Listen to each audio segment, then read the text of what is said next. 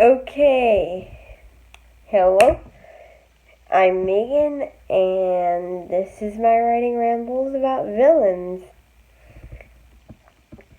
Okay, so I guess I should just get started. Sorry if I haven't been on the channel in a while, but yeah, this is me, an amateur author who doesn't know what she's doing, giving her 2 cents on a couple of things. So, I'm gonna try and keep this video short because I almost used up all my phone storage, and well, you know how that goes. So, to get started. Now, just a quick preface before I dive into all the different categories and all that business is that stories, depending on how they are, not all of them need a clear villain. Some people think that's nuts, but really, it just depends on what kind of conflict you're going for. You could have 0 villains, or you could have hundreds if you tried. It just really depends on what you actually want to do with your world and how it's structured. Does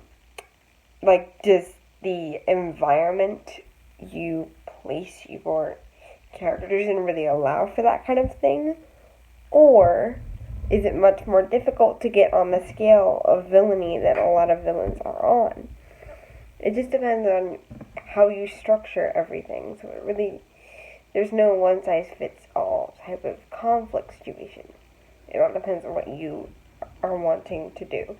But if you want to do a villain, great. They're an awesome way to drive the story because they naturally are going to oppose your heroes, and either the hero will have personal reasons or just feel like that whole heroic obligation the world may be ending the weak thing and want to stop them for it. So there are great sorts of conflict, but there are a few things that I think are good to go over. For one, there are 2 different types of villains, both equally awesome. For the sake of argument, I'm just going to call them by the names that I've heard, but you can really say whatever you want. So in my case, there are pure evil villains and complex villains, or sympathetic villains, depending on who you ask. Pure evil is a relatively self-explanatory type of a thing. It's a villain who is evil and they love it. They love all the drama, and they are either motivated by, I believe one of the authors that I read said desire or anger. So they are very evil. These are your Jafars, Maleficents. They're very powerful generally, and they're very they're just evil for the sake of it. It's not like they have a reason for what they're doing, or if they do, it's very petty normally. And they are normally rather confident. These are just a few traits you see in pure evil villains, but they're basically your kind of standard cartoon villains. They're less developed. They're basically just they're definitely powerful. They're kind of like the end goal in a lot of stories, at least. They're basically just pure, unadulterated evil. There's not really much to explain, but if you want a little explanation, I will probably, if I actually remember, to link a pure evil, overly sarcastic productions video down in the little box, whatever it is, so you can do that business. But yeah, that's pure evil, and they're also very hard to redeem, but we'll get into that rabbit hole in like 5 minutes. So, and on the other hand, you have complicated villains. Now, these are villains that actually kind of have hearts, and they have actual, not really human, that's a very specific term, but they are more depth, they might have more doubt. These are just some traits, but like they might be a little bit less just evil for the sake of evil. Like maybe they're trying to save a loved one, or just feel like this is something that has to happen because humanity is awful, or are just looking for something else, or don't know that they're in with the wrong crowd. it's very easy to make.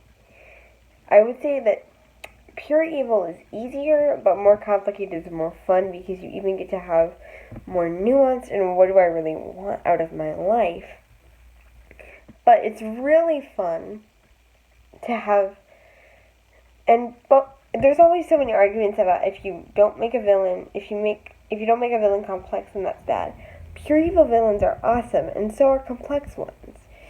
Not all your villains have to be evil for the sake of evil, not all of them have to be emotional think pieces. It really just depends on what story you want. And sometimes you can even put both a complicated villain and a pure evil villain and just see how they have them like work together or be against each other and just see how they act. Because that makes it more fun and can flesh out each individual character a lot more. Once again, go into depth in the pure evil video. But if there's one thing you take away from this whole pure evil and complex thing, is that generally, from at least how I understand it, you shouldn't mix the two together unless you're making them insane in some way, because then that is very difficult.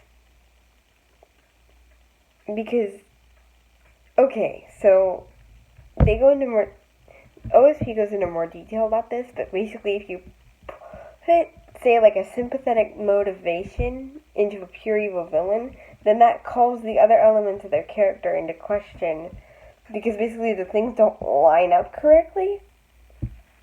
Or at least that's how they put it. So just keep pure evil, and sympathetic, so that way there's no problems. I've never seen, I've seen mostly pure evil for me. There's not really been too many complex villains that I've read about, except Luke from Percy Jackson. But I think it would be kind of funny to see if we could actually make that work together without it being insane, which is kind of like the compromise. If you want to make a villain sympathetic while having them be absolutely evil and jerks, you can just make them insane because the audience knows that their mind just isn't thinking quite like it used to. So that automatically, maybe there is a good person deep down, but they just can't access it anymore because they've completely lost it. But you can still have them act totally cynical because of their insanity. So that's one of the things I'm using for one of my characters, because I need to just find a way to make the character feel bad for her, even though she's a total jerk. So yeah, it's an easy way to do it. But yeah, generally that's just kind of what you need to do. And oh right, redeeming. Oops, my bad. And also the whole power thing. Let's start with the power thing. So generally villains will be more powerful than the heroes. They don't have to be. They can actually be pretty weak to start out with. It's really whatever you want, but I think a general rule of thumb, if you're just getting into it, or at least from what I've heard and what I understand, is that villains are more powerful than heroes because the hero has to kind of get on their level, if that makes sense. So at the beginning, they'll be a lot weaker than the villain is, but they'll work their way up. Or a villain can be doing the same thing, and the hero and the villain meet in the middle when they're both at their highest point. But it's really whatever you want it to be. And although, just a warning that I know, making a villain too powerful can be really annoying. Because there's really, unless you have a secret MacGuffin type of a situation, there's not a lot of ways to combat somebody who can literally warp reality. So just keep that. Not saying that's impossible, I'm just warning you, because villains, like I said, can do a lot of things in stories, and they're just very useful. Heck, you can even have straight focus on villains, both. Although this is more of a complex villain thing, is that you can have the story actually focus on a villain, whether or not they'll be redeemed. you can have the story focus on their struggles and how they know what they're doing is wrong if you want to. It is a little hard. I've never done it before, so I don't really know what it is. Well, I'm kind of focusing on the villain, but that's not technical because he's technically a good guy. But, yeah, so that's more of a complex villain thing, but you can technically have stories focus on them, and if you're going to redeem them, that's even better because you can have a focus on their internal, like, is this right, is this wrong type of a situation.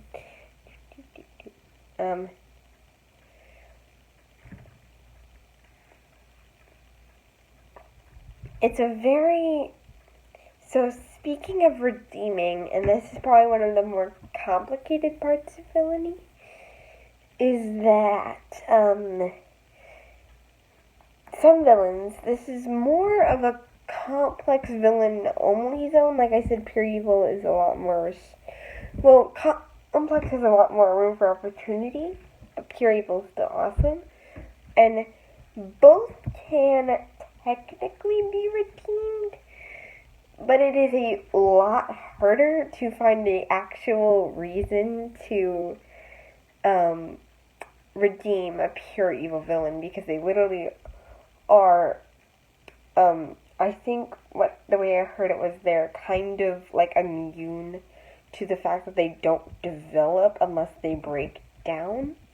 So it's kind of difficult to get a actual true pure evil villain and get them to stay that way, and get them redeemed. The way you normally do it, or the way I've seen some people do it, is like they'll have the pure evil break down a little bit, and then the pure evil turns out to be just a mask that they put on to make themselves feel better, the villain. So they'll actually be technically a complex villain, but they kind of have the face of a pure evil one, and that's how you get them redeemed. But that's just the one method I've seen that actually works. But to be fair, I'm only 14, so I wouldn't really know what all the details are. It's kind of just my whole take on it. Although I think that can be fun if you realize that this giant, laughing, snarking ball of fire is actually really sad, because it's kind of different, and it shocks the audience. But shock without reason is kind of rich, so just make sure you have that aptly set up. I think I'd have to check the notes again, but I think I got through pretty much everything on my list. Oh, except for fallen heroes, which I didn't actually put on said list. Heroes can technically turn into villains, much like villains can redeem themselves into heroes. Heroes can fall into villainy, and that is a much more crazy rabbit hole. I'd probably have to do an entire dedicated rant on that one, just because there are so many possibilities with someone who used to be good but now becomes evil. And it's so funny because I've seen so many people make jokes out of that, in the sense that, like, heroes know what other heroes are going to do and they play to that a lot, which is really fun. But basically there's a lot of ways that a fallen hero, in so many terms, a fallen hero is usually a rather complex villain. And once again, probably would have to go into like a whole separate rant to completely flesh them out. But there's a wide variety of reasons why they could fall. And yeah, it's just very nuanced, because the heroes may have been friends with this other hero, but then the hero fell. And it's a totally treasure trove of character stuff. And speaking of falling, there's one other thing I forgot to mention, that, redeemed villains can fall, they can go up and down and back again, and what I mean by that is, they were bad once, they're good for a while, and then they either were not even good to begin with, or they're lying, or they just fell back into their old habit, and generally they have the whole you have to die to redeem yourself situation, which is really annoying. Or you have to, what is it? The heroes have to basically drag them back out of their habits and actually fix it for real. But yeah, it's very, although don't do this too much, because that's frustrating when a villain keeps falling back into their old habits. It's just like, come on, dude, just stay good or just stay bad. I don't want you to keep switching back and forth. And speaking of that, like that whole don't do anything too much thingy majigger, you probably don't want to reform too many villains. I'm not saying you can't reform multiples, I'm just thinking that, like, if every single villain gets redeemed, then it kinda loses its punch.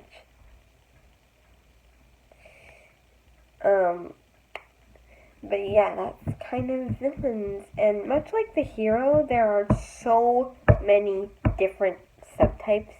There's the brooding ones, there's the kind of like heroes just in with the wrong crowd.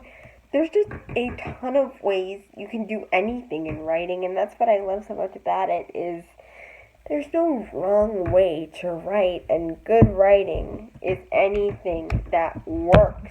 And you don't have to follow any of the stuff I said. These are just my ideas and my own 2 cents on how, maybe tips on how you might want to write a villain, just depending on how you structure your story. And then villain, like the backstories and how much detail you can go in there, just depends on how your world works. Like, what wars have there been? Like, did somebody's family member die in a war? Like, there's so many different ways you can make a villain, and it all depends on how you set up your other aspects of writing. Or you can even start with characters and then move on to the world. And it really depends on how you want to write, and I just think that that's one of the coolest parts of it. And if anybody gives you flack for using a complex villain when they thought you should have used pure evil, or a pure evil when you should use complex, generally they might be right in some cases. Some villains are better suited for certain applications. Like, if you want a really all-powerful type of a villain, you probably would want to go with a pure evil one. It's a very, like, classic kind of, I just want power because reasons type of a thing. So if you want an all-powerful one, then you should possibly go with a pure evil, but that doesn't have to be the case necessarily. And complex villains tend to be minions, it seems like. If there's, like, a whole double thing like I talked about earlier. It really just depends on what you want to do with your story and how you set up your world. Because worlds always have a huge impact on how characters behave and, like, common knowledge. Think about that as well. And is this villain... Oh, there's one more thing I forgot to talk about. I might run a little bit over time. But there's one more little categorization thing. Are these villains outcast or are they tyrants? This doesn't apply to everything, but generally villains will either be rulers of corrupt worlds or outside of a just world. And what I mean by that is, like, Scar, for example, the video I watched, I'll try and find it and link it below. But Scar was an outcast in Mufasa's just and beautiful world, while Jafar rules a corrupt world that let Aladdin starve. It's basically, are they in power, are they not? And generally that one, I've only heard that one applied to pure evil ones, but it's really whatever you want. So yeah, just do your writing how you want to. Always keep in mind the setting. Don't mix pure evil and complex unless you're making them insane. And just please remember that you can't make a story without spilling a little ink. Bye! Thank you for listening to my rant. Bye.